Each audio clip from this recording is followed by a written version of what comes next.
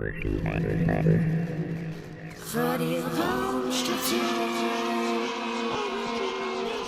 24 hours a day. Yeah.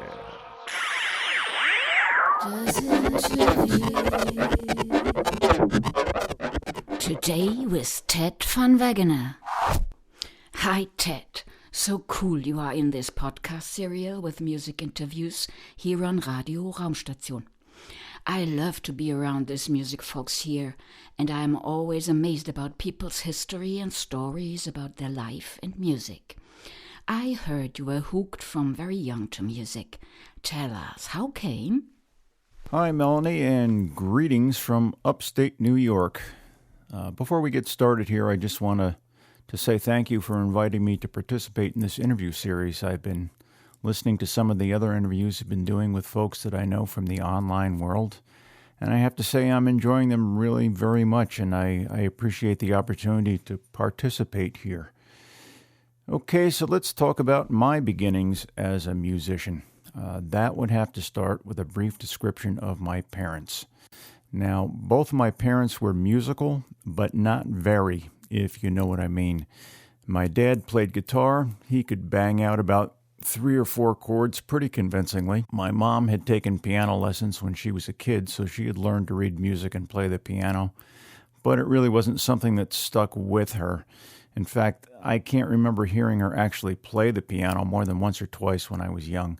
But we did have a piano and we had a guitar in the house, so I did have instruments in view and later on access to. So the first time I actually considered learning to play an instrument was when I was in the 4th grade. I guess I was about 9 years old, and I had the idea that I would like to join the school's marching band. So I signed up to take drum lessons with the school's music teacher. This was a woman named Miss Holloway, and to be perfectly honest, it didn't really work out that well because she scared the living crap out of me. She was absolutely terrifying. She was trying to teach me how to read music. I was having real trouble understanding it because I was just terrified of her. I can't even remember exactly why, but she wasn't exactly the warm, fuzzy, caring type. She was more the drill instructor type, and I just did not react well to that at all. So my first brush with actually playing kind of got cut off short, and that was it for a couple of years. So later, I believe I was in the 6th grade, some kids over in the junior high school had a band, and they came over to the elementary school to play a show for the quote-unquote little kids. And that was my first experience with hearing live music in a rock and roll band context. And that pretty much planted the seed. That kind of really got me started. I really enjoyed that. I said to myself, yeah, I think I'd like to try that. So I went home, grabbed up Pop's guitar, and began to teach myself to play.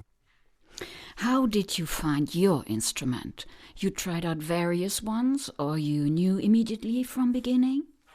So shortly after I began playing the guitar, I became interested in playing the bass.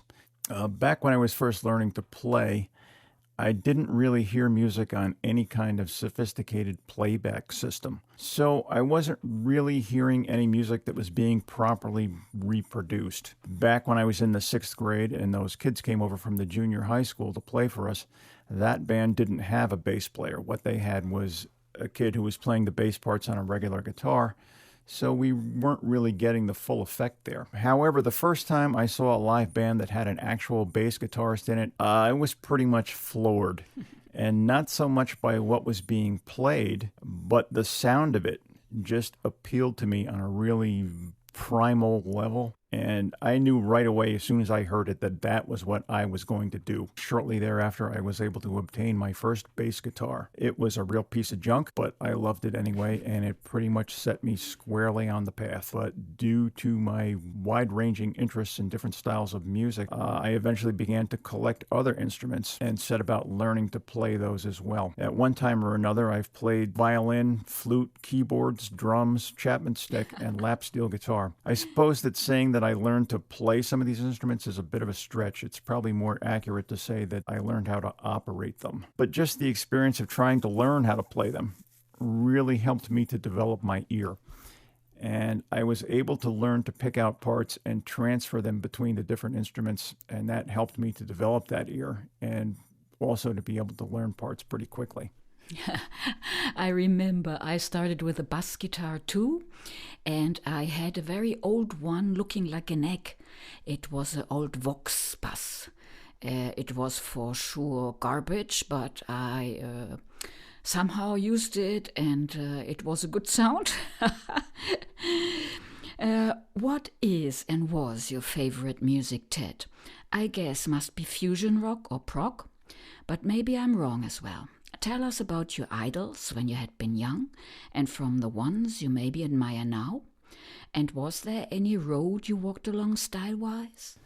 I'm not sure I can narrow it down to one particular genre of music that I like above all others. When I first became interested in music, of course, like many people of my vintage, the Beatles were pretty much what kicked off the whole thing, so I was definitely starting off in the rock world. Probably the biggest influence when I was first beginning to play seriously was Jimi Hendrix. And then, of course, at the same time, there was Cream, Eric Clapton was right there, Led Zeppelin popped up, Frank Zappa was another. And of course, because I was playing guitar and bass, I was not only paying attention to the guitar players in these bands, I was also listening to the bass players. At one point in my musical development, I became curious about what happened musically before the things I was listening to. I kind of wanted to get an idea of where these things came from. So I went back to the late 1940s and early 1950s and started listening to rhythm and blues, or what was known at the time as race music. This was music that was being performed by African American musicians for African American audiences. And the white kids were getting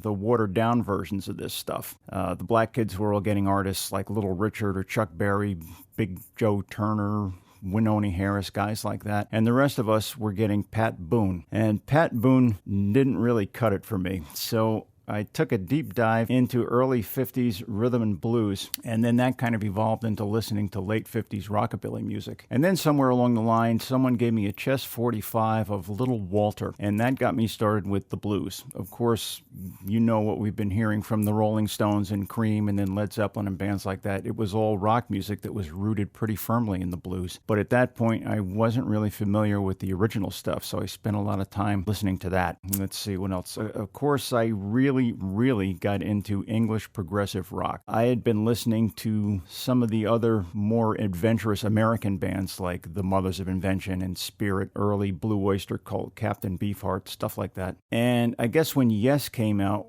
well, they'd been out for a while. I didn't really discover them until Roundabout hit the radio. Now, a lot of the time, it wasn't so much the music that was appealing to me as the way it sounded. Some bands just sounded so different from everything else that was going on, and when I first heard Yes, that's the first thing that jumped out at me right away. It was produced so differently. I mean, you could hear everything. It was crystal clear. The bass sounded like nothing I'd ever heard before. It was being played in a way that I was completely unfamiliar with, so yeah, that was a big thing for me. And then King Crimson. I'd heard King Crimson when their first album had been released, and I liked it, but I was a little too young to really fully appreciate it at the time. And then, I guess it was about 1975, a friend of mine, a guy named Nick Paholchuk, that I used to work with, we're on our lunch break, and he says, "Why don't you come over to my apartment? I want to play some music for you." So we get over there, and he sticks on King Crimson's USA album, and basically from the first note, I was completely flabbergasted. I didn't really understand what I was listening to, but I knew I had to run right out and buy the album, and then all the rest of them.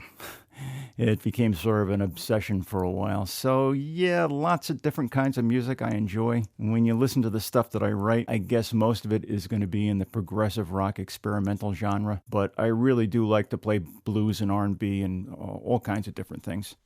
You mentioned Pat Boone, and actually I forgot this guy. I remember he has a lot of cool vocal harmonies.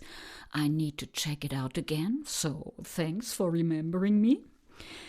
But tell us, how do you come to compose? As far as songwriting and composition goes, I was playing other people's original music pretty much from the start. I was in a band in high school with a guy who was one of these furiously creative types. He wrote a lot of his own music, and we played that in bands together. Then after high school, I played in a bunch of different bands in a lot of different styles. Most of it was commercial type stuff, covers and like that. But I did play some original music with some people. We co-wrote some songs together. Mostly it was pretty conventional rock music. It's only been in the last 8 years or so that I've begun writing music on my own. And a lot of that has to do with the fact that the kind of music that I'm inspired to write is sometimes a little strange and sometimes a bit complicated. And often it's difficult to find people that are willing to go down that particular rabbit hole musically with me. So two things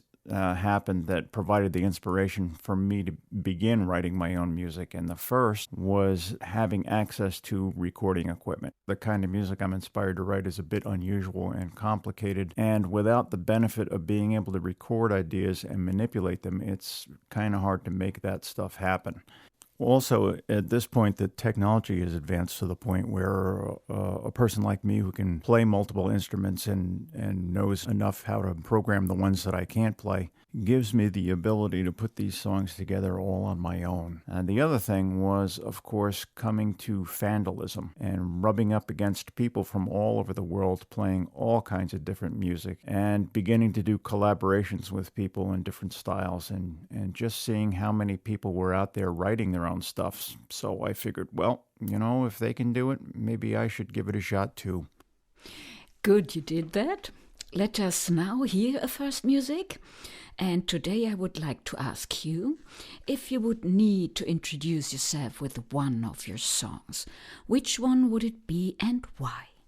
This is one of the first songs that Hawks and I wrote together shortly after forming the band. We had a habit of recording all of our rehearsals, and one of the things we liked to do at the start of each rehearsal was to just improvise. And we would go back and listen to these improvisations, and occasionally there would be ideas in there that we could develop into songs. And that's how this song came into existence. Hawks and I both have always had mixed feelings about the pace of technological change. Not that we're a couple of Luddites or anything, but still, the rate at which advancements were being made seemed to be outpacing humanity's ability to use wisely. So this song you are about to hear is about the sacrifice of the natural world for the sake of technological advancement, and it's called You Can't Stop Progress.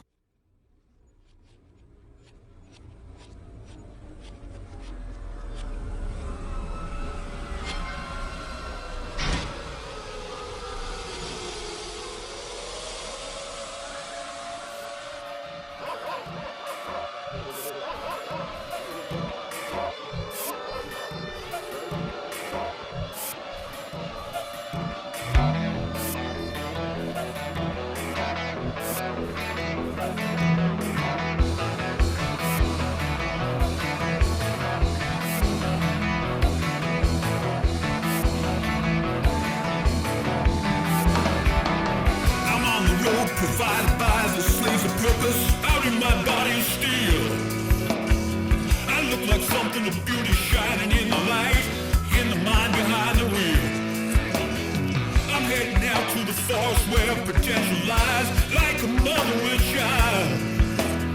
I can't bear to see a space overgrown, won't have my program defiled.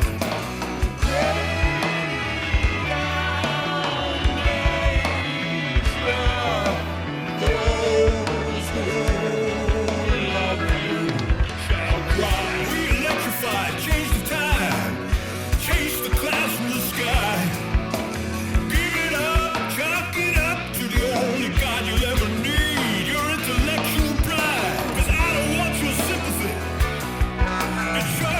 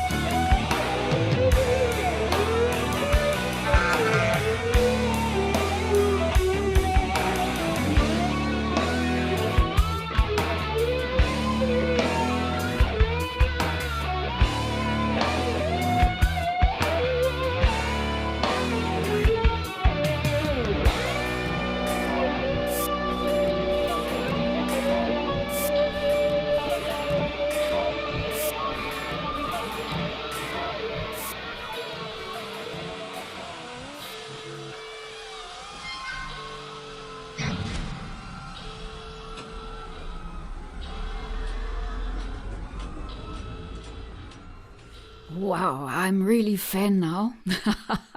Great music. Did or do you play in real bands? Which ones had been or are now, and who was in?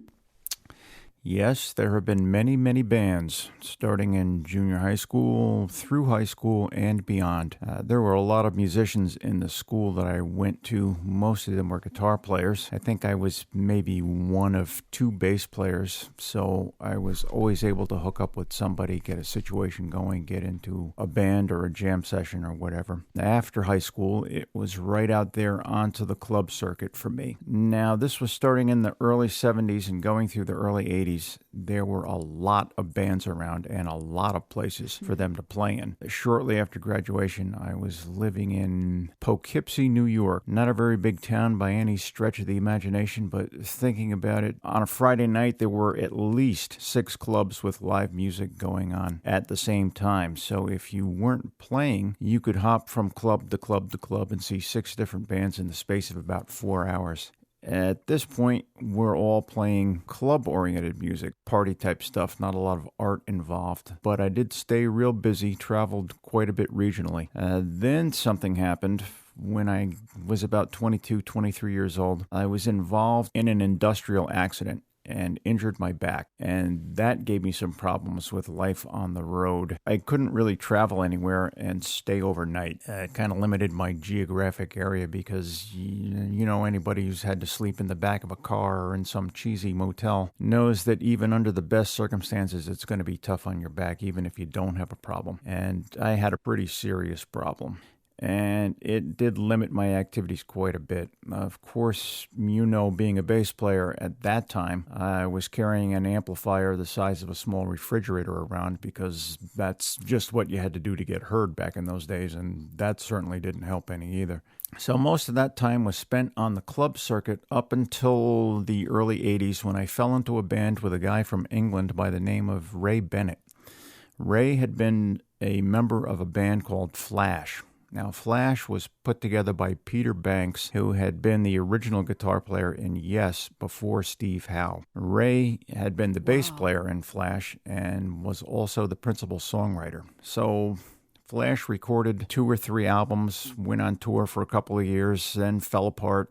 Same old story. Now, in addition to being an amazing bass player, Ray is also a very accomplished guitarist, and by the time I met him, he was ready to form a band with himself on guitar and was looking for a bass player, so that's how I ended up with the gig. So we put this band together. It was Ray on guitar and vocals, myself on bass, and a drummer that I knew, a guy named Jeff Close. And we were rehearsing in the house that I was living in. Now, the first time Ray came over and we got set up and got ready to start rehearsing, he notices that I have a lot of instruments and equipment laying around. So I explained to him that I like to collect instruments and try different things and try to learn to play different instruments. So in addition to the music that Ray had already prepared, he began writing some new music with the idea that I would be able to play more than one instrument at a time, which really opened up a lot of possibilities that normally wouldn't exist in a 3-piece band. So at that particular time, I owned a Mellotron, and I also had a set of Moog bass pedals, which is a bass synthesizer that sits on the floor. You play it with your feet. So I had this Mellotron up on a couple of cement blocks with these bass pedals stuffed underneath. And we worked up a bunch of songs with me sometimes just playing the bass, and then there were other songs where I'm playing guitar and the bass pedals, and still other songs where I'm playing the Mellotron and the bass pedals, and in some cases switching between keyboards and the guitar in the middle of the same song.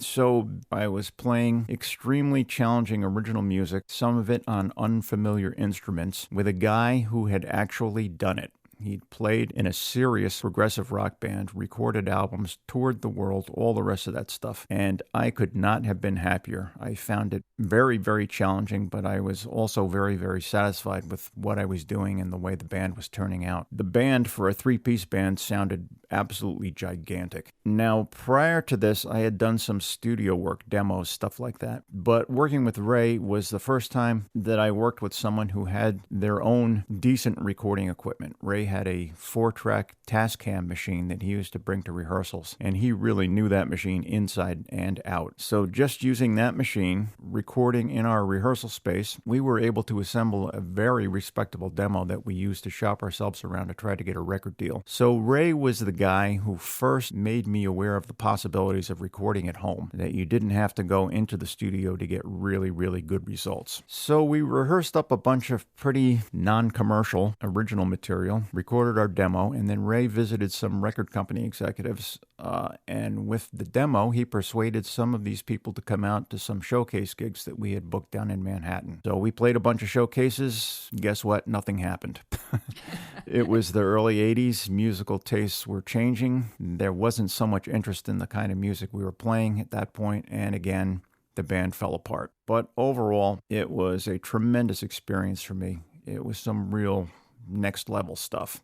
And then, right at the end of the 80s, 89 or 90 or so, I met a guy named Hawk's brother Caruana, and we really hit it off right away. He's a very creative guy. We had very similar tastes in music, also similar outlooks as far as politics and pop culture, and the same strange sense of humor and all the rest of that stuff. So we got together with some people that he knew and started another band, again, all original material. And we worked away at that for about 10 years or so. So, as we got towards the end of the 90s, something happened to me that I never expected would happen. And that was, I sort of lost interest in playing music altogether. So I left the band, sold all of my equipment, except for one guitar that had been given to me by my friend Bob Payne, and kind of started the next chapter of my life.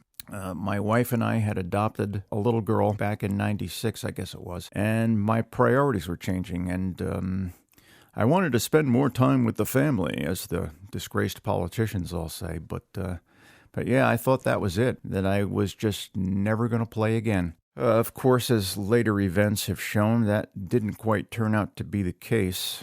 Never say never, I guess. Never say never, so we can hear you sometimes playing your bass or some new music. I want to add shortly 2 things. I can understand it's very, very cool if you have someone playing bass and switch in the song to keyboards. I had that once, and it was really high value for this band. The other thing is that I think the best songs come out of jams. If you have people around loving music, and if you have somehow a good mood, then you are able to really make things you can hear a needle fall. And it's really worth to pick it up or record it and make songs of. But now, Ted, tell us what instruments you have at home. Which one is your favorite at all? And how do you record? Yeah, instruments. Earlier in my musical career, like a lot of musicians, I tended to collect a lot of instruments, and I collected a lot of vintage instruments. But in this second phase, after I had sold everything off and I began to play again, I didn't really fall into that anymore. My whole attitude about that has changed. I began to figure that, what's an electric guitar? It's basically a hunk of wood with some cheap electronics on it, and whether, it's got a famous name on it and it was made 60 years ago didn't really seem so important to me anymore. So I tended to gravitate more towards reasonably priced instruments, and also I began to construct my own instruments. I have my original lap steel. That's the one that I picked up for about $20. It's an old 1949 Magnetone. I have 2 other lap steels that I built myself. So yeah, there's 3 lap steels altogether. I also have 3 basses right now. There's an Epiphone EB3. I guess I should go back and explain that all the instruments that I own, none of them are stock instruments. They've all been modified in some way or another. So the EB3, when I bought that, it was completely stock, and now the only thing that's original on it is the wood. I changed out all the hardware, all the electronics. I don't know if you're familiar at all with these basses. It's basically the Epiphone version of the Gibson EB3, which was the same bass that Jack Bruce played when he was in Cream. And they were a notoriously muddy-sounding instrument due to the pickup configuration, but with the changes that I've made, this one sounds more like a Rickenbacker than anything else. So back in the good old days, I tended to favor Fender basses. I played an old 66 jazz bass for about 20 years or so before I sold that, and before that, I had a couple of different early precision basses. And to be honest, I always liked the precision bass better. I'm not exactly sure why, but I never really liked the neck on it as much as I like the neck on the jazz bass. So this time around, I've got two Fender-style basses that I put together myself. Basically, you can go online and order bodies and necks and hardware and pickups and all that stuff separately and assemble these things any way you want. So right now I've got two basses that have precision bass bodies and jazz bass necks on them, and they are exactly what I've always wanted. One of them has a single Music Man style humbucker on it. The other has the Music Man pickup on it as well as the standard P-bass pickup. Let's see, I still have an old Telecaster copy. Oh, what else so we got laying around here? Another thing that I constructed, it was supposed to be a bass lap steel. An interesting experiment that didn't really work out that well. So I'm converting that into a tapping instrument similar to the stick. Have another homemade thing. It's an electric 5-course mandocello. Interesting tuning on that. Also, I have an Ibanez electric 6-string. It's the Alan Holdsworth signature model. And I also have a very early Steinberger, which is a pretty remarkable guitar. It actually belongs to Hawks, but he's left it here indefinitely for my use. Let's see, there's also a Dobro around here somewhere. I got my father's Gibson J50 acoustic. That's the guitar I first started to learn to play on. There's a couple of violins, a ukulele, a Washburn classical guitar, and I think that's about it. So recording-wise, I have my home studio set up in the lower level of my house. It's really kind of, I wouldn't say primitive, but it's not what you would call real sophisticated either. It's not like I designed it. It just sort of grew organically as I learned how to record and my needs evolved. I've been using Reaper as my recording software, and I'm really, really, really happy with that. When I record, I don't use an amplifier. When I first started getting into the whole home recording thing, I just plugged the guitar straight into the audio interface and relied on plugins for tonal variations. And I just kind of continued with that method as time went on. Another factor was the fact that I was usually recording late at night after the family was in bed, so cranking up the Marshall stack was out. So yeah, no amps, no real outboard gear either, other than a compressor that I use between whatever instrument I'm recording and the interface. There's lots of instruments laying around, a couple of decent mics for vocals and recording acoustic instruments, and that's my setup. I must say I love your creativity as concerns the instruments, and I would like to see it once, if I have the chance in life. Tell us now, maybe something funny as concerns your stage life. Is there maybe any nice moment related to any of your songs you performed? What is the story? What is the song about? And can we hear it, please? So when I started doing club work back in the 70s, it was a lot like the Wild West. Like I said, there were a lot of places to play. There were a lot of bands around. There were a lot of interesting people in the mix. We had, over the years, several interesting interactions with bikers. There seemed to be a big biker presence in a lot of the clubs that we played in. Let's see, there was, the usual fist fights, people occasionally waving firearms around. Luckily, nobody ever got shot, at least not while we were playing. Really enthusiastic dancing drunks. What else? There was a near electrocution one night. That was fun. There was one particular night at this large club that this club band that I used to play in worked pretty regularly. I guess the stars were lined up just right because it was St. Paddy's Day and also happened to be beer night. So bikers driving motorcycles around inside the club while the band was on stage. Rather enthusiastic altercation between some rival bikers also happened to occur that night. And of course, we just kept playing because that's what you do. So the 70s were exciting. When we got into the 80s, things seemed to calm down a little bit. Perhaps it was because we were playing in classier venues. But yeah, things seemed to get a little more under control as we went into the 80s. Now, I didn't begin writing any of my own music until after my performing life was over with, so I'm not going to be able to relate any sort of interesting anecdotes regarding performing any of my own music. Okay, so imagine one would give you wings to fly with. Which of your songs would fit to that theme, freedom under the sky? Can you introduce and maybe play us a song? The song I'd like to present right now was written by my songwriting partner, Hawks. He and I share a lot of similar attitudes regarding stuff like politics, technology, culture, stuff like that. And a lot of our songs have a pretty bleak outlook lyrically.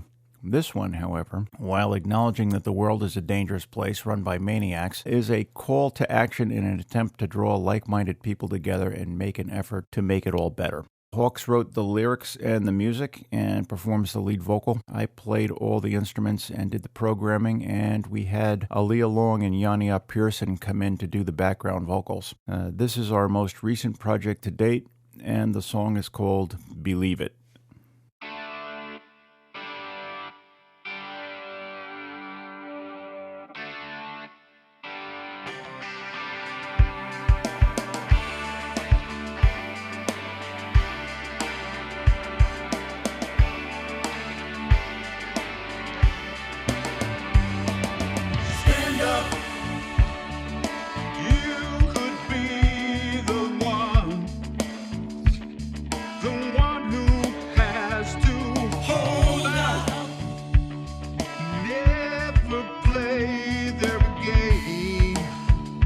You're no test rat for their fallout.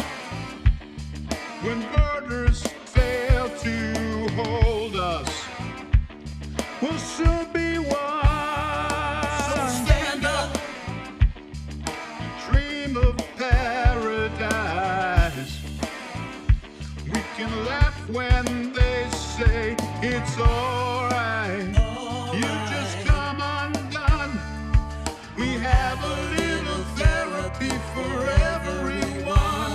Yes, it's alright. Now that we're number one, we have enough raw heads here to blot out the sun. Slowly we believe it. Try to realize.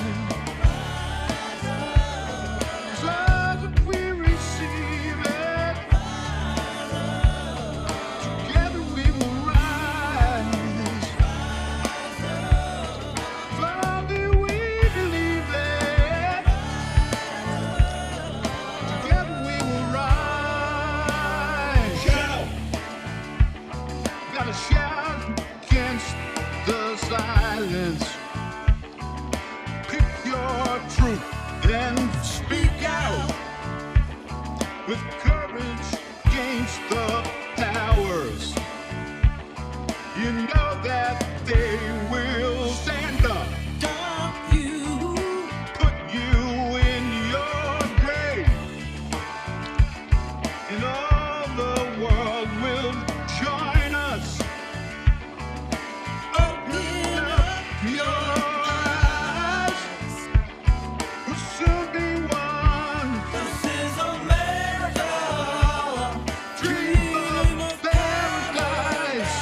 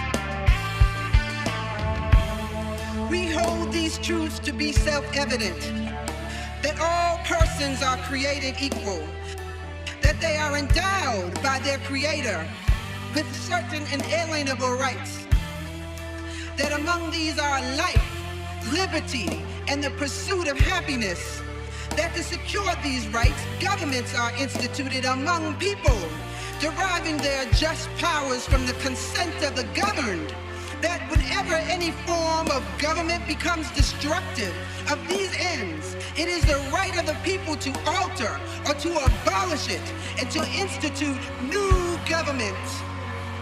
It's alright, we've just come undone. Take me by the hand and let our hearts take the run. 'Cause it's alright, we were born to be free. Can't remember why the truth is so hard to see. This is America. Slowly we believe this is America. Try to realize this is America. Slowly we receive this is America. Together we will rise. This is America. Slowly we believe this is America. Together we will rise.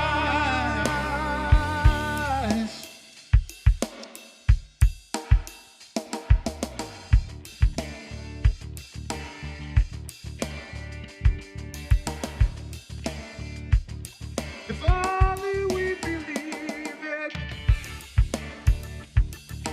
They don't stand a chance if only we believe it. If only we believe it. They don't stand a chance if only we We believe will it. rise. Slowly we believe it. Rise up. They don't stand a chance if only we Believe it. stand a chance if only we believe it. Slowly we believe it. Rise up. They don't stand a chance if only we believe it. Slowly we believe it. Slowly we will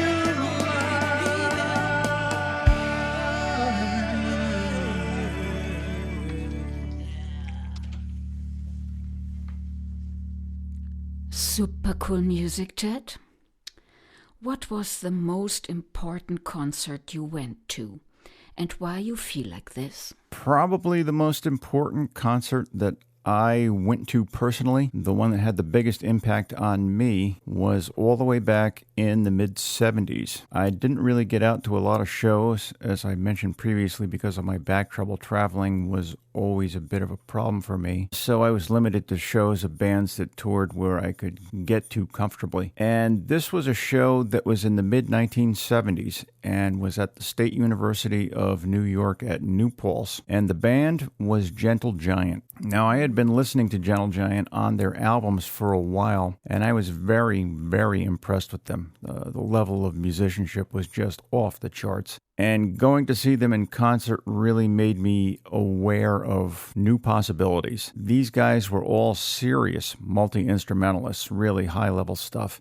And when they played in concert, they had the show arranged so that there were intervals available for the people in the band to change instruments, sometimes more than once or twice in the middle of the performance of a single song. So it was really exciting to watch these guys. They all sang really, really beautifully. They all played multiple instruments. They would all switch instruments in the middle of songs. It was just a remarkable thing to witness. One of the other things that really impressed me about the performance was that they were playing and singing extraordinarily complex music, and you could tell that they were having the absolute time of their lives. The joy coming off of the stage was palpable. Now, one other thing I'd like to mention that made the show memorable is that, as anybody knows who has gone to a rock concert in a gymnasium, the sound is usually pretty awful. I'm not sure who the sound engineer was, but whoever this guy was, he needs to get a Nobel Prize or something, because Gentle Giant's performance was very dynamic. There were really loud passages, very soft, delicate passages, acoustic instruments, chamber music pieces, just very intricate music being played, and you could hear everything. I don't know how this guy did it, but if somebody dropped a pin on stage, you probably would have been able to hear it in the back of the room. It was remarkable. I've never heard anything like it before or since. I would like to come back once again to your early history. We learned your father was your first teacher and mentor, and he played a gypsum guitar. If you think of the songs you did, which one he would have loved the most in your opinion, and why? And can we hear this song? So my dad was a big influence on me in a lot of ways, not just musical. He was a bit of a rustic kind of guy, had been raised on a farm, very outdoorsy type. My dad was a very self-sufficient person. He was extraordinarily handy. He had built the house that we lived in. In fact, I can't ever remember seeing anyone come to the house to do any kind of work because he could do everything that needed to be done by himself, right from painting the house to replacing the roof through wiring, plumbing, anything really. So from an early age, I followed him around and soaked in what he was doing, his whole work ethic and all that. He inspired me to ask a lot of questions. I was a curious child anyway, but it was helpful to have someone to answer my questions. He encouraged me to experiment, to take matters into my own hands, to try a lot of different things. Even though he was in a management position where he worked, he was still very tuned into the blue-collar life and how difficult that could be. So considering my dad's background and musical tastes, I think that it would be difficult for me to pick out a song that I wrote that wouldn't have left him dazed and confused. However, there's a song that my friend Hawks wrote that we recorded together. I did the arrangement and played all the instruments. He did the vocals. Anyway, this is one that I think that my pop could have related to. This song is called Sleeping with My Teeth Clenched. It's about toughing it out in a world that maybe isn't so sympathetic to your plight.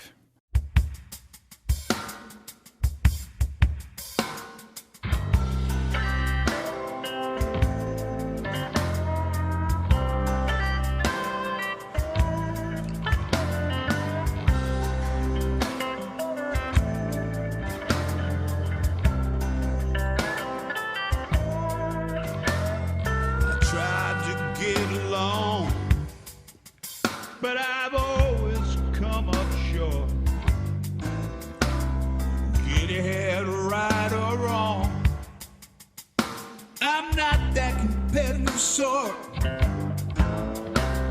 Oh, I learned on the road, no diploma where I've been. So why should I choose my side in this game I could never win? For sleeping, it's like some alien thing, like to bring me to my knees weeping. Who knows what tomorrow might bring? That's why I'm sleeping with my teeth clenched all night long. Be tossed and turned until my neck's wrenched. So has gone wrong. Lately I've been sleeping with my shoes on, in case the roof caves in. I've been sleeping with a gun, in case the man breaks in. I worried about keeping my job. I end up working 3. No time for laying back. When I'm dead, that's where I'll always be.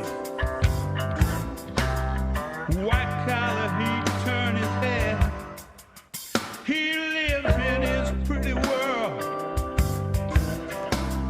His mother made his bread, and his wife used to be my girl. It's written in the Constitution, every man, woman, child can make their share. While we're living in this two-class system. One be right and why the other pay the fare. That's why I'm sleeping with my teeth clenched all night long. We toss and turn until my next rest. So much has gone wrong. Lately I've been sleeping with my shoes on, in case the roof caves in. I've been sleeping with a gun, in case the man breaks in. The boys who own PC, waltzing with the Reaper through the Kremlin gate. Oh, when will we be free from the feeling that it's much too late? With nothing I can eat that won't kill me in my latter years. With these 21st century feats have confirmed man's greatest fear. Here come Armageddon, threaten me with its peril and strife. Sometimes I feel just like Aladdin, stroking frantically to save my life. That's why I'm sleeping with my teeth clenched all night long. Be tossed and turned until my next rest. So much has gone wrong. Lately I've been sleeping with my shoes on, in case the roof caves in. I've been sleeping with a gun, in case the man breaks in. You tired yet? You gotta be tired right now. There's a lot of crazy stuff going on, and we're taking it. Ain't you tired of sleeping with your teeth thing? Yeah.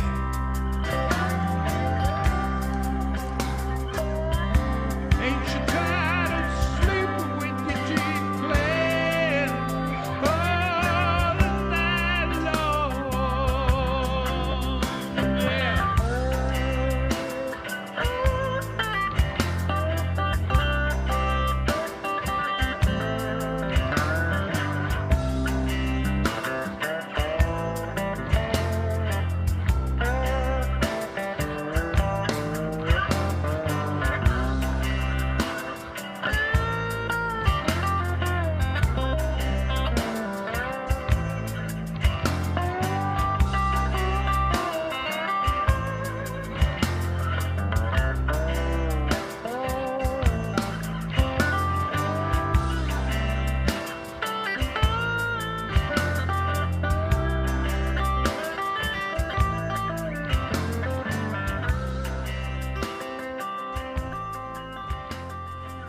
Another real cool music I like. Could you maybe explain us a little about the place you live now? Is it more countryside or more city? Are you more a nature or a town boy? Okay, I live in a small town in upstate New York called Shokan.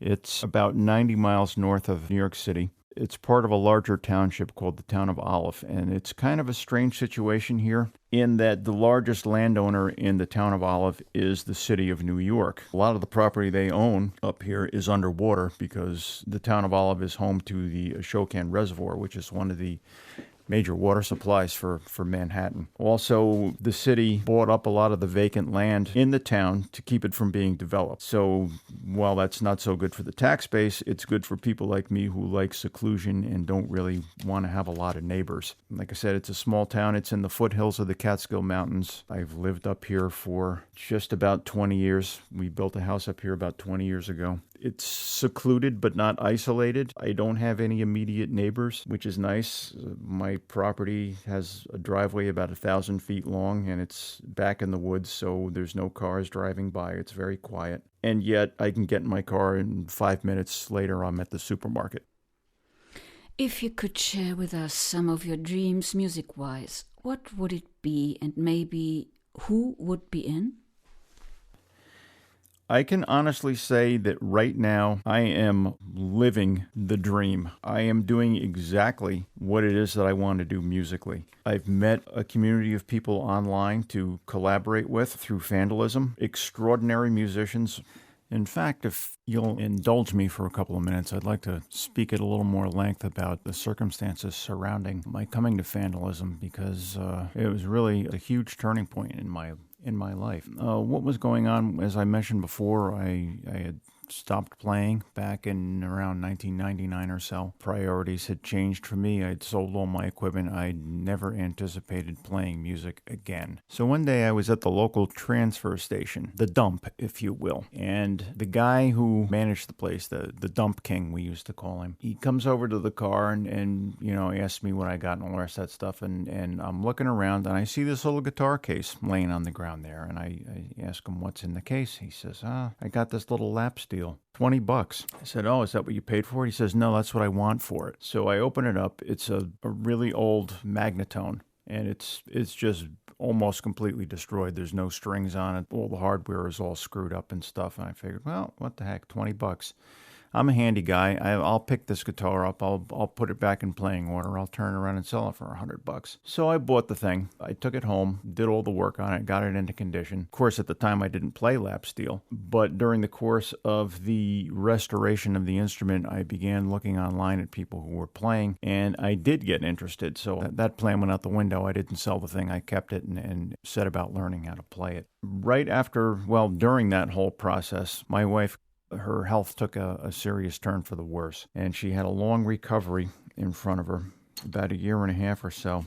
Part of that whole recovery was that she needed a lot more sleep than she did before, so she was usually out by 7:30 at night. So I found myself with a lot of time on my hands and not much to do. Up until that point, I had no real social media presence. I wasn't really thinking about it at all. I sort of drifted, into Facebook and social media and stuff like that. And I got an email from a guy I used to play in a band with who had moved to California, invited me to join a website called Vandalism. So I had a look at it. I lurked around for a couple of months, checking out all the different players and the different styles. And I was pretty much intrigued by the whole thing, in that it seemed that there were a lot of people out there who were playing a lot of interesting music, and the quality of the recordings was, in a lot of cases, it was pretty primitive. People were recording on their phones and stuff, and in some other cases, it was really professionally done, and I got real interested in how that was done, what the process was, and all that stuff. So I set about setting up a very basic home recording situation. I was coming into the awareness that software existed that allowed you to set up a multi-track recording studio in your house for a very modest upfront cost and basically no maintenance. So my wife is recovering from her close encounter with the American healthcare system. I'm learning to play the lap steel. I'm learning the very basics of home recording. And I decided to take the plunge and post some music on Vandalism. People seem to like it. I'm not deluding myself that I was any kind of a spectacular player, but it turned out that I was probably one of the only lap steel players on the entire site. So just by virtue of that, people were taking notice. And as I posted more music and people began to listen to what I was doing, I began to get offers to collaborate with other musicians. And one of the things that I enjoyed the most about Vandalism had to do with the fact that I enjoyed listening to and playing in a wide variety of musical styles. And during the playing in a band portion of my life, that was always difficult just because you're kind of limited to the players that you can get to comfortably that are in the same geographical location as you. And out of those players, are any of them interested in playing the music that you want to play. So vandalism kind of blew that whole thing out the window because, you basically got the world at your fingertips. You have access to very, very talented musicians with identical musical taste, which was something I particularly enjoyed a lot because, a lot of playing in a band involves compromise. And with access to so many incredible players, that wasn't so much of a factor anymore. Another thing about coming to vandalism, and in particular having access to my own recording setup, was that all the crazy ideas rattling around in my head all those years suddenly had an outlet. I could record this stuff, I could put it together, I could have it start to make some sense, and I eventually began writing my own music.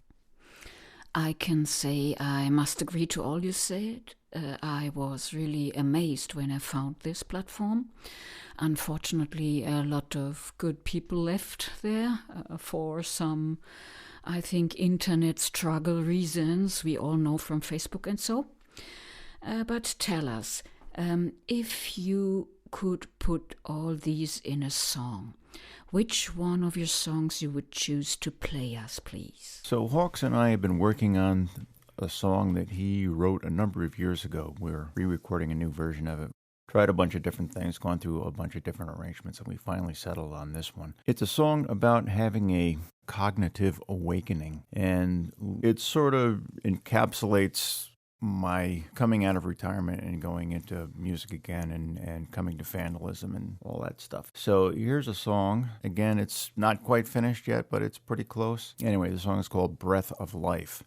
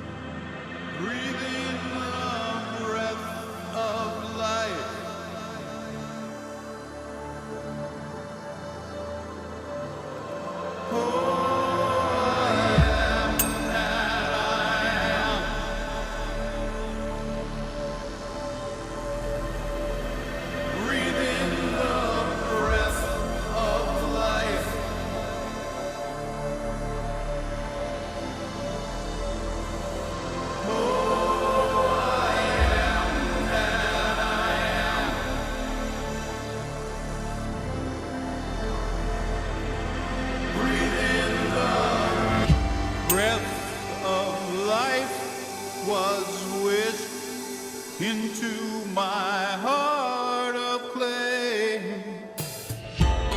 I am man,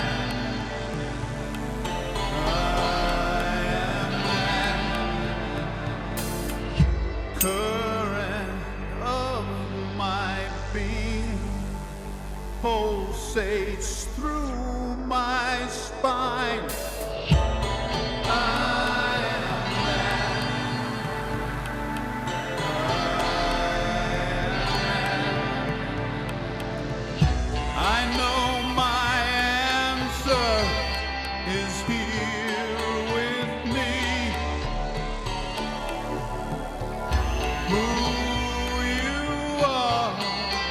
So shall I be. I am a free man walking on this world to be the seeing man.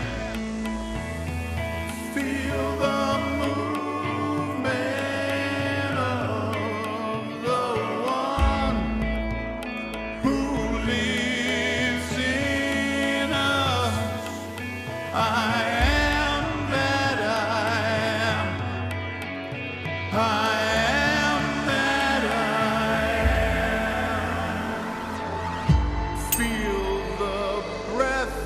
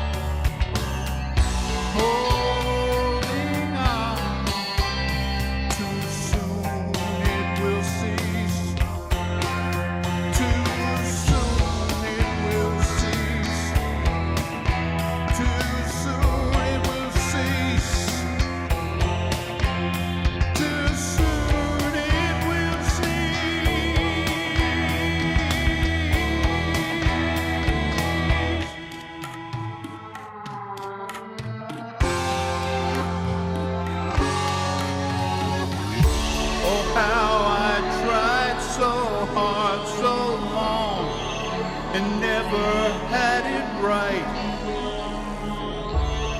and broken down without a hope. I asked to end the fight. In all my life I never thought so simple was the plan. Who asking Father for his bread receives a viper from his hand.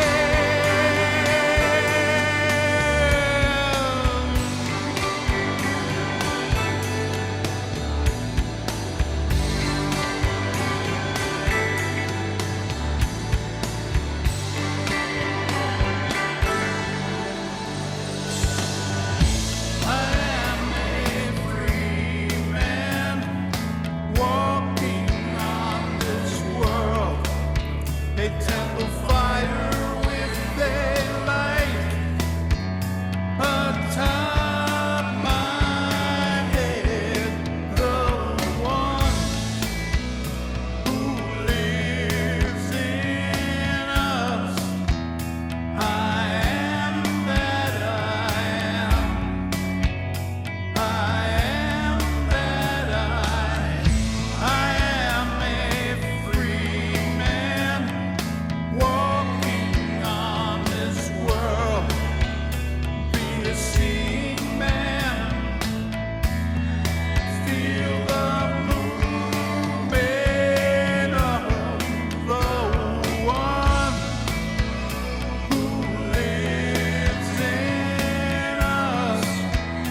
I am that I am. I am that I am.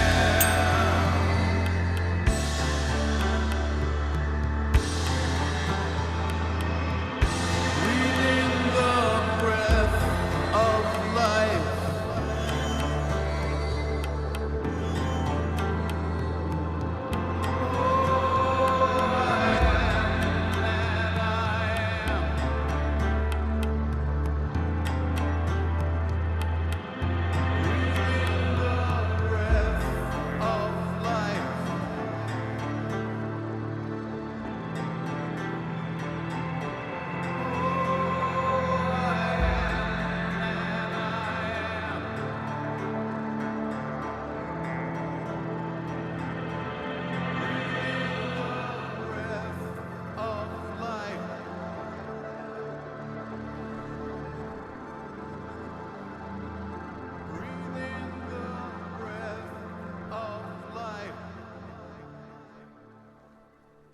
As said, I'm a really big fan of your music.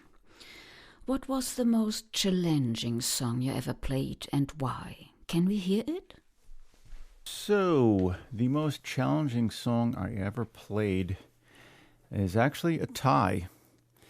And these songs were not original songs, these were cover songs. They both happen to be by the same artist, and both these songs are by King Crimson. First one is called Level 5. It's a piece of music that I recorded with Richard Trudeau, Fred White, Pete Gowindy, and Bill Watkins a couple of years back now. Very intricate piece of music, lots of time changes, odd time signatures, really rapid passages, a real piece of work to play. The other King Crimson song that I recorded, actually I did two versions of it. I did one on my own and one with Fred White playing drums. But this was the title song from King Crimson's Discipline album from back in 1980, early 80s, 80, 81, something like that. Another very complicated song. There were multiple time signatures going on at the same time, a lot of colliding guitar parts. It was a real challenge for me to play that. It took me a long time to put that one together. Unfortunately, because of copyright issues, I can't really post either one of those for this interview. However, if you're at all interested in hearing them, you can hear Discipline on my Vandalism page, and Level 5 can be found over on Richard Trudeau's Vandalism page. I am going to post a piece of music that I've been working on. It's not quite done yet. It's still sort of in the demo stage. I'm hoping eventually to collaborate with someone and get lyrics and vocals put on the thing. But as I said, it's still in the demo stage, but it'll do here for demonstration purposes. It's a little frantic and unorganized, sort of like me. Much like my answers to a lot of the questions in this interview, my original music, especially in the early stages of development, tends to run a little on the lengthy side. So I'm going to edit this down a bit to kind of keep things moving along. So this is an abbreviated version of a song that I'm calling Voltage Whore.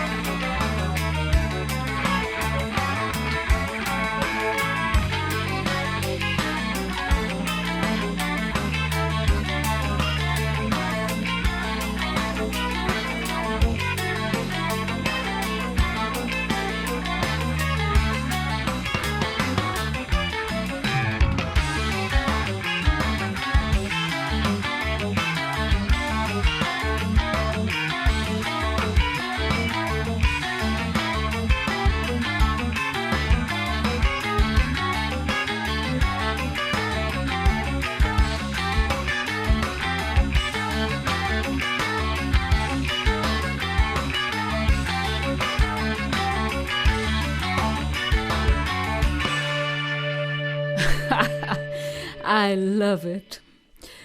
I know you do a lot of improvisation, as we learned here. Can you take your bass and play 20 seconds bass line here for us? Yeah, I could do a little improv. However, I'm opposed to bass solos for humanitarian reasons. So if you don't mind, I'll just noodle a little bit on the lap steel here. This will be kind of lo-fi. I'm just playing through a little tiny battery-powered practice amp. So let's see what happens. Let's start in Hawaii and see where we end up from there. Here we go.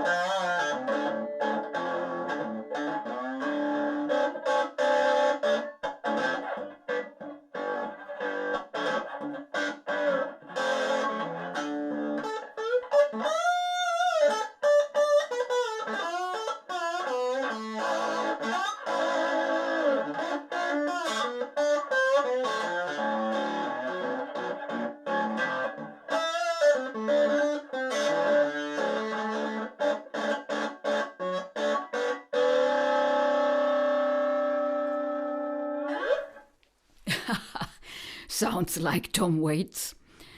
Tell us, we learned about the most important concert you went to, but which one was the most important concert you did? All right, this goes back to probably the early 1980s. I was playing in a club with my friend Roy Atkinson, and we were finished for the night. We were sitting around, me and Roy and our friend Ben Murray, having a couple of drinks. And another friend of ours came in, a guy named Steve Sickberg, local musician, great guitar player. He had been in a car accident and broken his neck. And he'd gotten out of the hospital recently, and he was stir crazy, so he came out. His wife brought him out. He's got this cage on his shoulders and bolts like into his head to keep his neck from moving around and stuff like that. It looked pretty painful, but he was in pretty good spirits. So we had a couple of drinks. We were sitting around the bar. And about this time was when the We Are the World concert was going on to benefit something. I don't even remember. It was so long ago. And anyway, Steve got tired. He left. The three of us are sitting at the bar watching this excerpts from this We Are the World concert, and I looked at my two friends, and half in the bag said, you know who really needs a benefit concert? Steve does, because, you know, he's a musician. He's got no money. He's got no insurance. He's, you know, all the rest of that stuff. And Ben looked at Roy, and Roy looked at Ben, and 2 weeks later, we had a benefit concert put together for this guy. I didn't really have much to do with the organization. Ben and Roy did all the work, but people showed up from, there must have been 2,000 or 3,000 people in this room by the time this whole thing kicked off. And there were a lot of different musicians, a lot of different bands. Everybody wanted to get in on this, and we raised serious money for this guy's medical expenses. It was pretty cool. Unfortunately, once again, due to copyright issues, I'm not able to post any of the music that we performed at this particular show. But, yeah, it was a blast. You'll have to take my word for it. You should have been there. Oh, I would have loved to be there, be sure. Always music, I love to be. Is there any new project you maybe can introduce us here and give us 20 seconds sneak preview before maybe a last question comes, because we're running out of time? Yeah, there are a couple of different projects going on right now. Several of those are on vandalism. One is with Mel Donovan, which I believe you were also involved in. There's a bunch of stuff with Richard Trudeau, Fred White, and Pete Gwindy. We've recorded a lot of tracks. They're mostly sitting with Richard right now. He's had some health-related stuff recently that is now thankfully behind him, but that did create some delays. Also, Richard is a really ambitious guy. He's always got lots of projects going on in a wide variety of genres, but hopefully in the not-too-distant future, we're going to hear some interesting music coming from that direction. Also, Hawks and I are still co-writing and recording a bunch of new music. We have a recording project called Headlight. We released a CD a couple of years back back that, like so many others, pretty much skyrocketed into obscurity. But don't worry, that's all part of our master plan. So let me play a snippet from a song that Hawks and I have been working on recently. It's called Desire/Grief.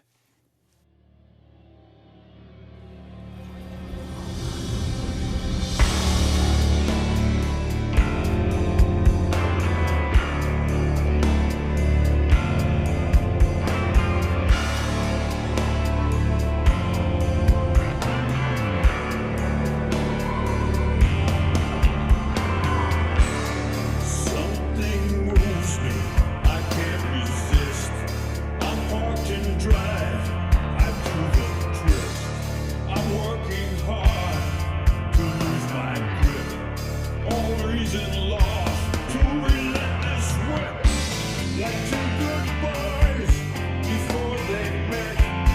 Slipped and steal, the arson set. Mind and body bad company made.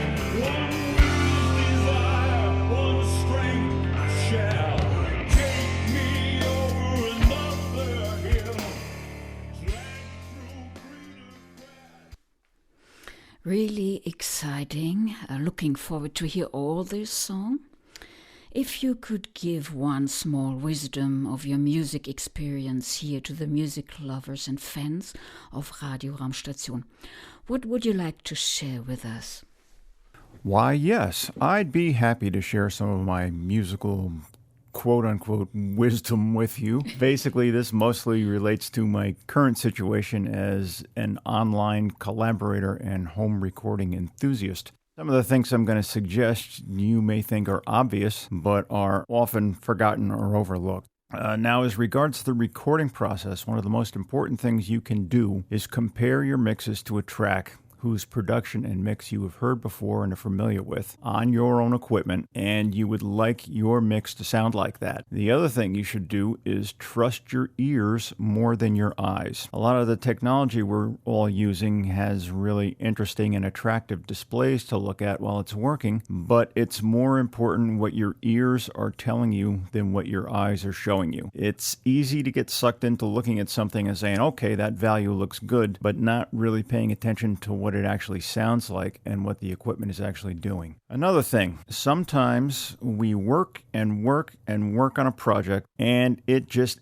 isn't coming together, and we beat that dead horse for all it's worth. So one thing I've learned to recognize is when that is happening, to never be afraid to just throw up your hands and start over again. One of my other pieces of advice is this. Just about every musician I know is really way more into the artistic part of being a musician than participating in the business side. So if you are serious about making a career for yourself in the music business, and you have done enough self-examination to know that the business end of this whole thing is not for you, do not be afraid to hire somebody to do that for you. I mean, who has the time to write the music, play the music, record the music, mix, master, and produce the music, and then after all that's done, go out and sell it? Because you know the whole time you're selling, you'd rather be playing anyway. So unless you have a lot of time on your hands and a willingness to do it, it's probably a good idea to keep the artistic side separate from the business side. It's good to have somebody out there who knows how to sell, because that's what it is. Get them on your side, pay them, it's worth it. Other than that, you should get plenty of sleep, eat all of your vegetables, and drink lots of water. If you're going to use drugs, make sure you're using them and they aren't using you. Breakfast is the most important meal of the day. Wear your seatbelt and don't play in the street. Fiber. Plenty of fiber. Melanie, thanks again for the opportunity. I hope your listeners found this both entertaining and informative. Bye, everyone. Thank you, dear Ted. We will try to follow all these nice rules. And maybe we will be happy to get another interview in a short time or longer time. So let's do music, and thank you, Ted.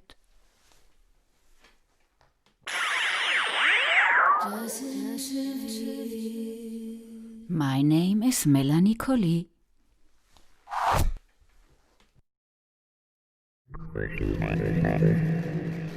Radio